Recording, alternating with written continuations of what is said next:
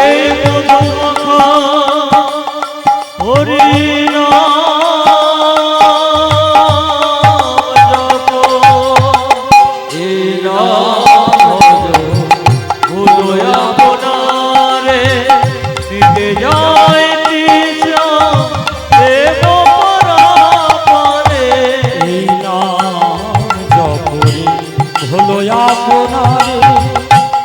মিটে যায় তৃষা প্রেম পরাবরে হে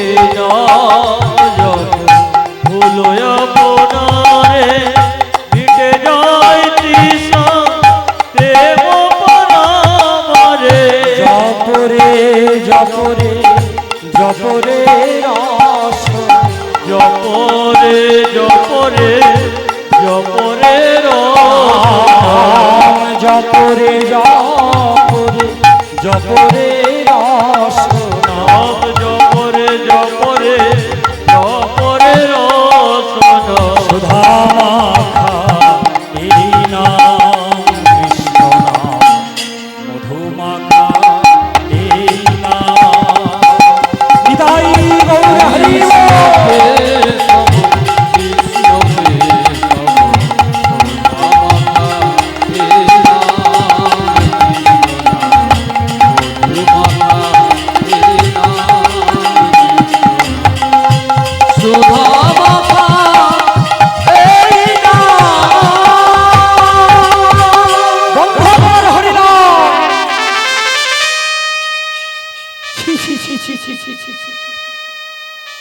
কি করছিস আরে তুই মুসলমানের ছেলে হয়ে কিনা হরিনাম করিস তুই মুসলমানের ছেলে হয়ে কৃষ্ণ নাম করিস এই নাম তুই আর করিস না হারেস মুসলমানের ছেলে হয়ে কৃষ্ণ নাম করা গুনাহ মুসলমানের ছেলে হয়ে কৃষ্ণ নাম করা অপরাধ এই নাম তুই আর করিস না এই নাম তুই ছেড়ে দে এই নাম তুই ছেড়ে দে হারেস হারেস বলছে পিতা কতবার তো ভেবেছি এই নাম আমি আর বদনে আনবো না কিন্তু যতবার ভেবেছি এই নাম আমি আর বদনে আনবো না ততবার এই নাম যেন আপনা আপনি আমার বদন হতে বেরিয়ে গেছে এটা হচ্ছে কৃষ্ণ নামের দাহিকা শক্তি একবার যে নামকে ভালোবাসে সে নামকে ছেড়ে দিলেও নাম কিন্তু তাকে ছাড়ে না এটা কৃষ্ণ নামের তারণ শক্তি আগুনের যেমন একটা দাহিকা শক্তি আছে আপনি জ্ঞানে দিন আর অজ্ঞানে দিন আগুন কিন্তু আপনার হাতটা পুড়িয়ে দেবে বাচ্চা ছেলেতে হাত দিক আর বয়স্ক মানুষের হাত দিক আগুন কিন্তু হাতটা পুড়িয়ে দেবে আগুন কিন্তু তখন বিচার করবে না যে এই বাচ্চা ছেলের হাতটা পোড়াবো না ওটা আগুনের দাহিকা শক্তি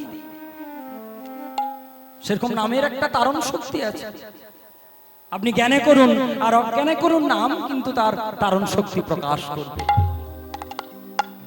ওই জন্য শাস্ত্রে বলছে কৃষ্ণ গালি দিয়েও যদি করে কেউ কৃষ্ণ নাম উচ্চারণ সেই সে নাম হয় জীবের একদিন মুক্তির কারণ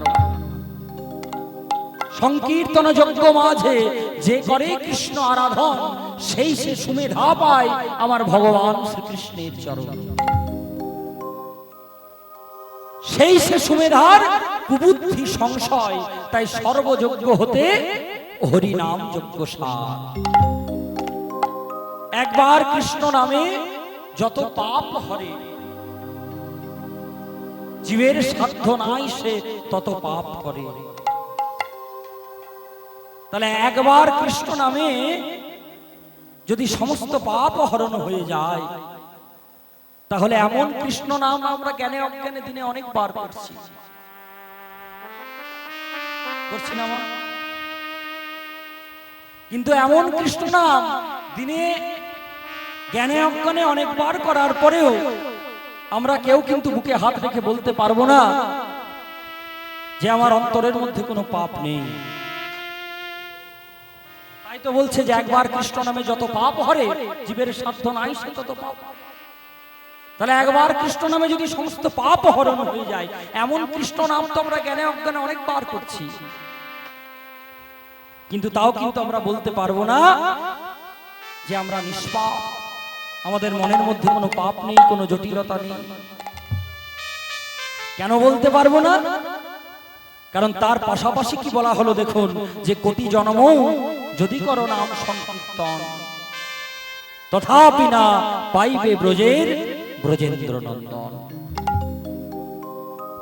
নাম একবার করলেও হয়, কিন্তু কোটি জন্ম করলেও হয় না। আসল কথা হচ্ছে নামটাকে করার মতো করতে হবে, কোনো চালাকি চলবে না। ভজন রাজ্যে কোনো চালাকি স্থান নেই, চালাকির দ্বারা কোনো ভজন হবে না। ভজন রাজ্যে মানে কৃষ্ণ ভজনের পথটা এমন পথ, এখানে কোনো চালাকি চলবে না। কৃষ্ণ ভজনের পথে যে চালাকি করবে তার কোনো লাভ নেই, কিচ্ছু হবে না, তার সব শেষ হয়ে যাবে। কৃষ্ণ ভজনের পথে কোনো চালাকি চলবে না, শুধু বিশ্বাস নিয়ে, প্রেম নিয়ে, ভাব নিয়ে ভগবান। আর বিশ্বাসটা এতটা দৃঢ় করতে হবে, কারণ বিশ্বাস যদি আপনি ভগবানকে না করতে পারেন তাহলে প্রেম জন্ম নেবে না। বিশ্বাস থেকে প্রেমের জন্ম হয়, আর প্রেম থেকে ভাবের জন্ম হয়, ভাব থেকে মহাভাবের জন্ম হয়। আর যখন মহাভাবের জন্ম হয় ঠিক তখনই কৃষ্ণ প্রাপ্তি হয়। তাহলে কৃষ্ণ প্রাপ্তির প্রথম যে জিনিসটা দরকার সেটা হচ্ছে বিশ্বাস। বিশ্বাস না থাকলে কৃষ্ণ প্রাপ্তি হবে না, কিন্তু বিশ্বাসটা আমাদের মধ্যে নেই। কেন নেই বলি, দেখুন আমরা যখন বিপদে পড়ি তখন কিন্তু হাজার জনকে আমরা ডাকতে থাকি, কিন্তু না, ইষ্ট এক। যখন আমরা চরম সংকটের মধ্যে পড়ি তখন আমরা কৃষ্ণকে ডাকি। যখন দেখছি যে কৃষ্ণকে ডেকে পড়ে সংকট মোচন হচ্ছে না, সঙ্গে সঙ্গে মা কালীকে ডাকতে থাকি।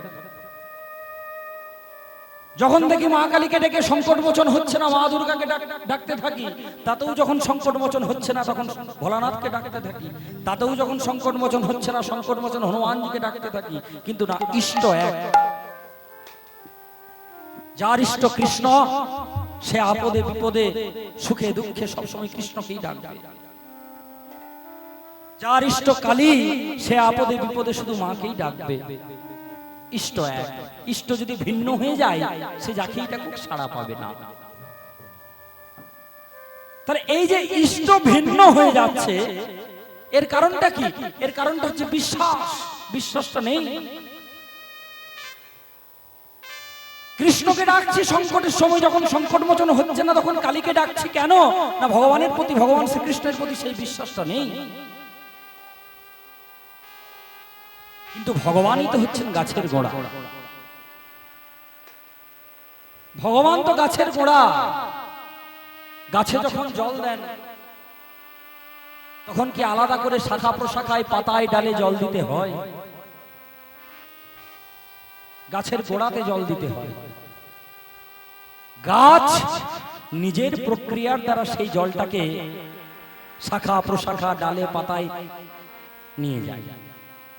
তাই ভগবান হচ্ছেন গাছের গোড়া। আপনি শিবের পূজা করুন, কালীর পূজা করুন, আর মায়েরই পূজা করুন, সব শেষে যদি আপনি মায়ের পূজা করেন, মা কিন্তু আপনার পূজাটাকে সেই ভগবান শ্রীকৃষ্ণের চরণেই ঠেলে দেন। যদি আপনি ভোলানাথের পূজা করেন, ভোলানাথ কিন্তু পূজা শেষ হলে আপনার পূজাটাকে ভগবানের চরণেই ঠেলে দেন। তার প্রমাণ তো শাস্ত্রেই আছে। এটা তো ব্রাহ্মণ প্রধান পাড়া এটা, তাই না? অধিকাংশ মানুষ তো পূজার সঙ্গে যুক্ত। আমি নিজেও ব্রাহ্মণ।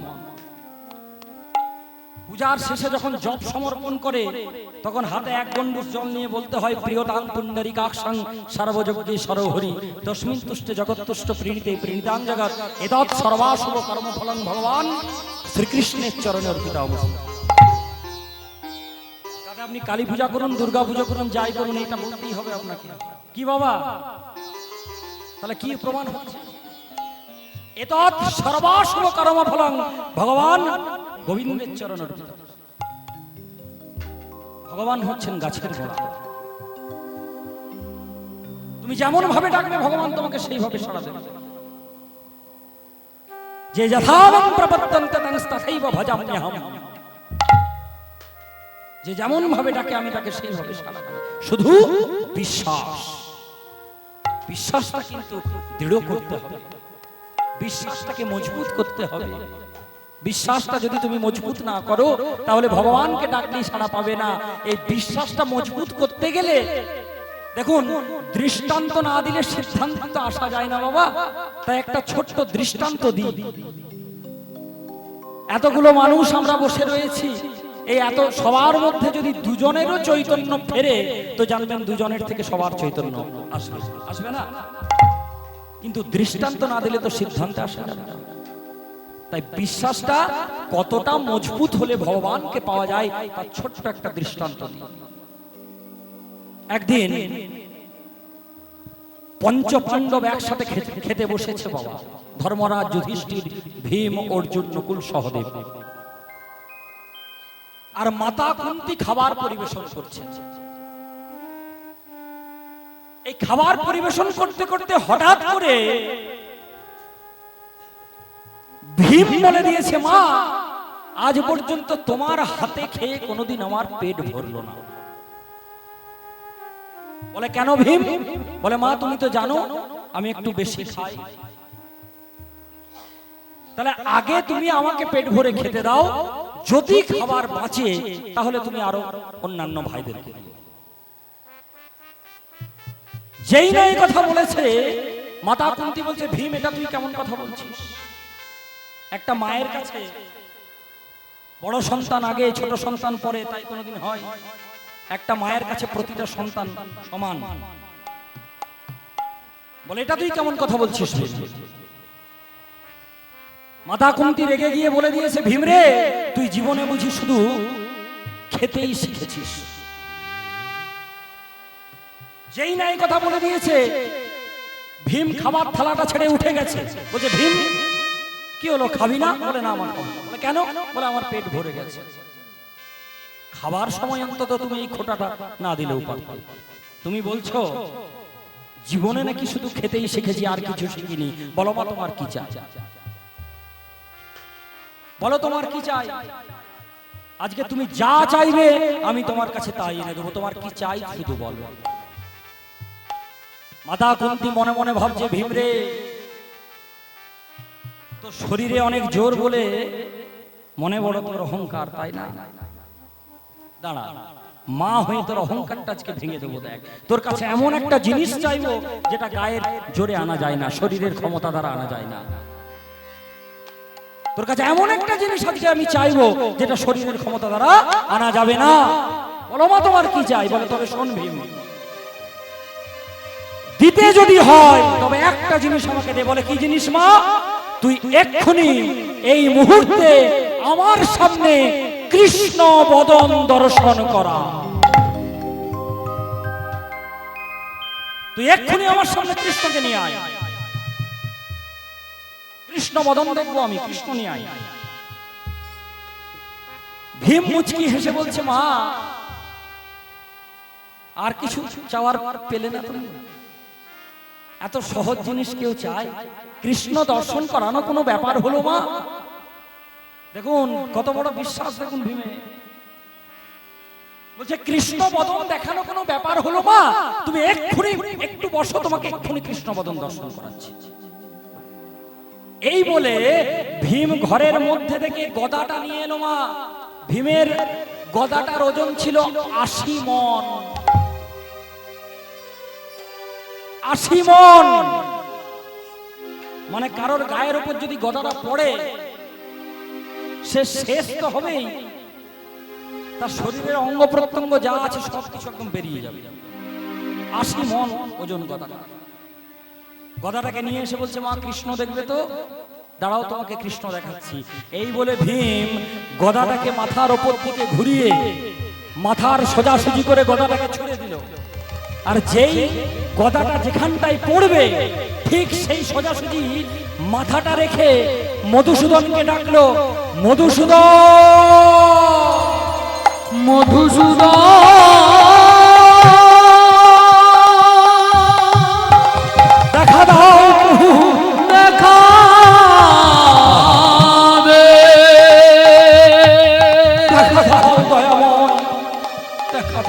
দেখা দেখা দাও, দেখা দাও প্রভু। মধুসূদনকে ডাকলো। এখানে একটা ছোট্ট কথা বলে রাখি, ভগবান শ্রীকৃষ্ণের অনেক নাম, কিন্তু সব সময় গোবিন্দ নামে ডাকলে সাড়া পাওয়া যায় না। যখন যে সময় তখন সেই নামে ভগবানকে ডাকতে হয়। আপনারা জানেন তো সবই, কি আর বলবো নতুন করে। যখন আপনি বিপদে পড়বেন তখন ভগবান কৃষ্ণকে কৃষ্ণ বলে ডাকলে সাড়া পাবেন না, গোবিন্দ বলে ডাকলে সাড়া পাবেন না। কি নামে ডাকতে হয়? মধুসূদন। খাবার সময় কি নামে ডাকতে হয়? জনার্দন। ঘুমানোর সময় কি নামে ডাকতে হয়? ভগবান শ্রীকৃষ্ণকে রাত্রে ঘুমানোর সময় কি নামে ডাকতে হয়? পদ্মনাভ। কোথাও যাত্রা করার সময় কি নামে ডাকতে হয়? ভগবান বামন অবতার ধরেছিল, মনে আছে? যাত্রা করার সময় সেই বামন অবতারকে স্মরণ করতে হয়। সেই বামন অবতারকে স্মরণ করতে হয়। যখন যে নামে ডাকতে হয় ভগবানকে, যখন বিপদে পড়বেন তখন কৃষ্ণকে মধুসূদন নামে ডাকতে হয়। আজকে ভীম নিজের হাতে বিপদ সৃষ্টি করে মধুসূদনকে ডেকেছে, মধুসূদন দেখা দাও দয়াময়। আর কি আমার ভগবান থাকতে পারে? সঙ্গে সঙ্গে মধুসূদন ভীমের কাছে এসে যেই না গদাটা ভীমের মাথার উপর পড়বে, অমনি গদাটাকে ধরে বলছে, ভীম এ তুমি কি করছো ভীম? তুমি জানো না ভীম আত্মহত্যা করা মহাপাপ? তুমি মরো না ভীম। তুমি যদি মরে যাও দুর্যোধনের রূঢ়ভঙ্গ করবে কে? তুমি যদি মরে যাও দুঃশাসনকে শাস্তি দেবে কে? তুমি মরো না, তুমি মরো না ভীম। গদাটা যখন ধরে দাঁড়িয়ে আছে না বাবা, তখন ভীম মাকে বলছে, মা কৃষ্ণ দেখতে চেয়েছিলে না? ওই দেখো, ওই দেখো তোমার কৃষ্ণ দাঁড়িয়ে আছে, দেখো দু চোখ ভরে তোমার কৃষ্ণকে দর্শন করো মা। মাতা কুন্তি নয়ন জলে বদন ভাসিয়ে বলছে, ভীম রে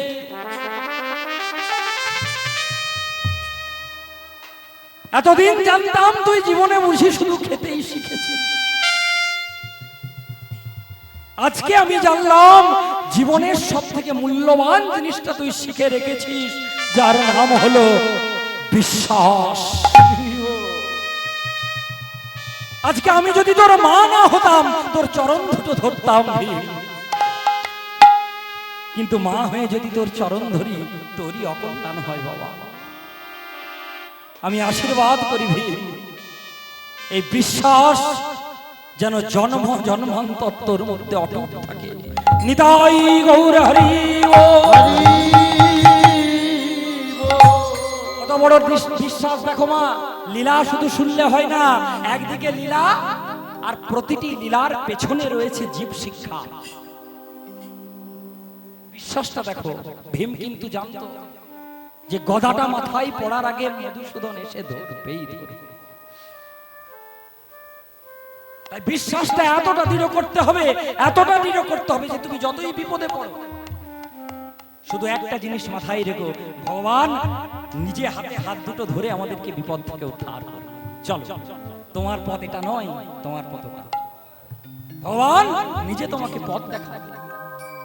সেই বিশ্বাস থেকে প্রেমের জন্ম নেবে, প্রেম থেকে ভক্তির জন্ম নেবে, ভক্তি থেকে ভাবের জন্ম নেবে, আর ভাব থেকে মহাভাবের জন্ম নেবে। যেই না মহাভাব জাগরিত হবে অমনি কৃষ্ণ প্রাপ্তি ঘটবে। নামটাকে শুধু ধরে রাখো, নামটাকে ভালোবাসো। এই নাম বড় অমূল্য জিনিস। হারেশ বলছে, পিতা কতবার তো ভেবেছি এই নাম আমি আর বদন দিয়ে আনবো না, কিন্তু যতবার ভেবেছি ততবার এই নাম যেন বদন হতে আপনা আপনি।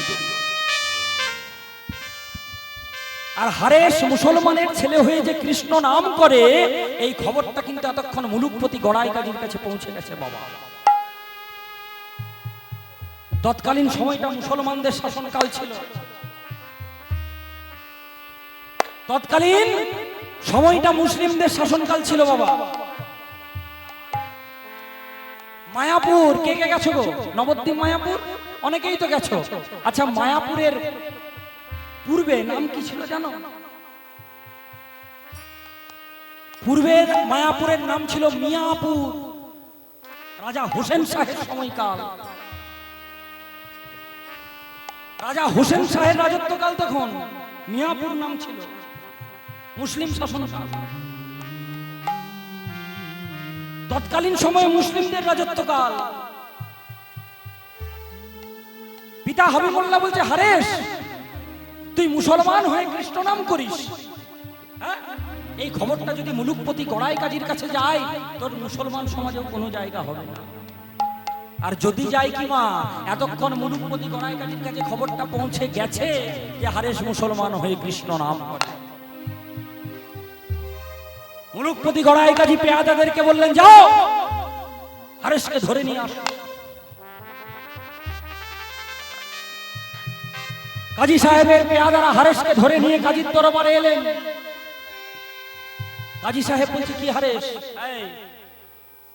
তুমি মুসলমান হয়ে নাকি কৃষ্ণ নাম করো? তুমি মুসলমান হয়ে নাকি হরি নাম করো? শোনো হারেস, এই নাম তোমাকে ছাড়তে হবে। কাজীর পেয়াদাদেরকে বলে দিলেন, একে পান্ডুয়ার 22 বাজারে নিয়ে গিয়ে বেত্রাঘাত করে এর বদন থেকে নাম ছাড়াও। বদন থেকে যদি নাম না ছাড়াতে পারো তাহলে একে প্রাণে মেরে ফেলো, আর সেটাও যদি না পারো তাহলে শুনে রাখো, আমার হাতে তোমাদের প্রাণ যাবে। হারেস মুচকি মুচকি হাসছে আর কাজী সাহেবকে বলছে, কাজী সাহেব আপনি আমাকে বেত্রাঘাত করে হয়তো আমার বদনের নামটা ছাড়াতে পারবেন, কিন্তু আমার হৃদয়ে মাঝে যে দিবানিশি অজপা নাম হয়ে যাচ্ছে,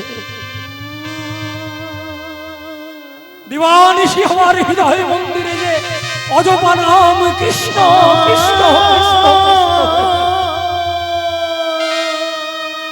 সেটা আপনি কেমন করে বন্ধ করবেন কাজী সাহেব?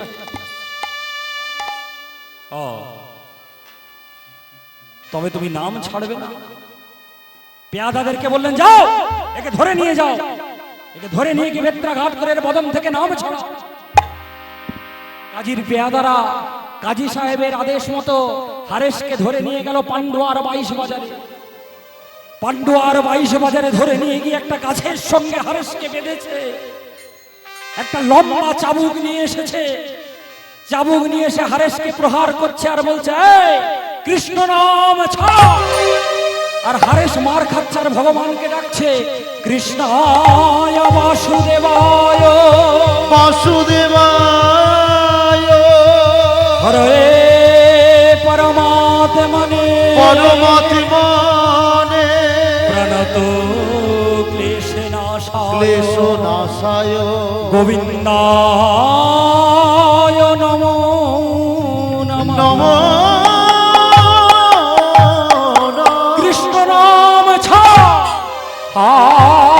কৃষ্ণ করুণা সিন্ধু করুণা সিন্ধু দীনবন্ধো জগতে পথে জগতে পথে গোপেশ গোপিকা কান্ত গোপিকা কান্ত রাধা কান্ত নমো নমো। কৃষ্ণ নাম ছাড় প্রভু।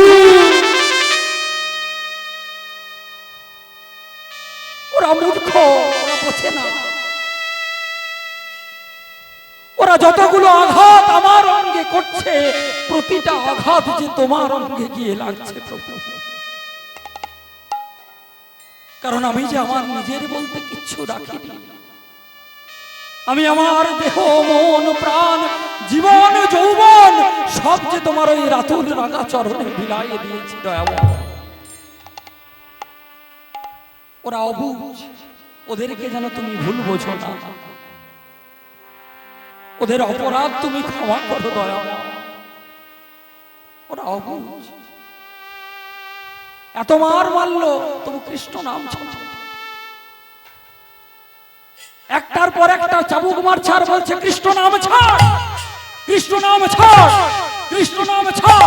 আর হারেস চিৎকার করে বলছে খণ্ড খণ্ড হয় যদি, হয় যদি যাই মোর প্রাণ, জয় মোর প্রাণ, তথাপি না বদনে মই বদনে মোর ছাড়ব কৃষ্ণ নাম। কৃষ্ণ মুরারি মুকুন্দ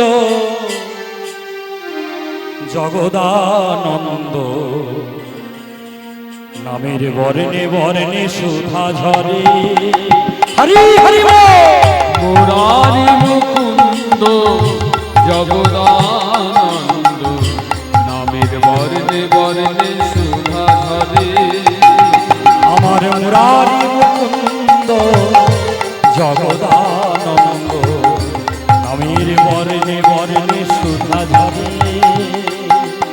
মুরারি মুকুন্দ জগদানন্দ, নামের বর্ণে বর্ণে সুধা ঝরে। কিবা দয়াল শিরোমণি আহা করুণার খনি, দয়াল উলুধ্বনি মায়েরা, উলুধ্বনি। করুণার খনি, দয়াল শিরোমণি করুণার খনি, দয়াল শিরোমণি করুণার খনি। যার করুণা লোকে লোকে বর্ণে বর্ণে সুধা হরে। হরি হরি মুরারি মুকুন্দ জগদানন্দ, বর্ণে বর্ণে সুধা ঝরে।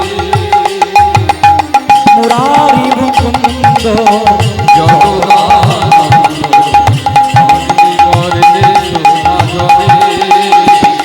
নামে বর্ণে বর্ণে সুধা ঝরে। প্রভু ওদেরকে তুমি ক্ষমা করো দয়াময়, ওরা অবুঝ, ওরা যতগুলো মার আমার অঙ্গে করছে, আমার অঙ্গে প্রহার করছে, প্রতিটা আঘাত তোমার অঙ্গে গিয়ে লাগছে। এত মার মারলো তবু যখন নাম ছাড়লো না, শেষকালে কাজীর পেয়াদারা একে অপরকে বলা বলি করছে, বলছে ভাই রে, বলে কে? এ কোনো সাধু নাকি কোনো সন্ন্যাসী, নাকি কোনো পীর, নাকি কোনো পয়গম্বর? একে এত মার মারলাম তবু তো কৃষ্ণ নাম ছাড়লো না, বরং একে যতবার কৃষ্ণ নাম ছাড়ার কথা বললাম ততবার যেন কৃষ্ণ নামটা আমাদেরই বদনের সার হয়ে গেল। একে এইভাবে হবে? একে এত মার মারলাম তবু তো প্রাণে মরল না। তাহলে এবার এর হাতে পায়ে গিয়ে ধরি, চল, যদি ও প্রাণে মরে যায়।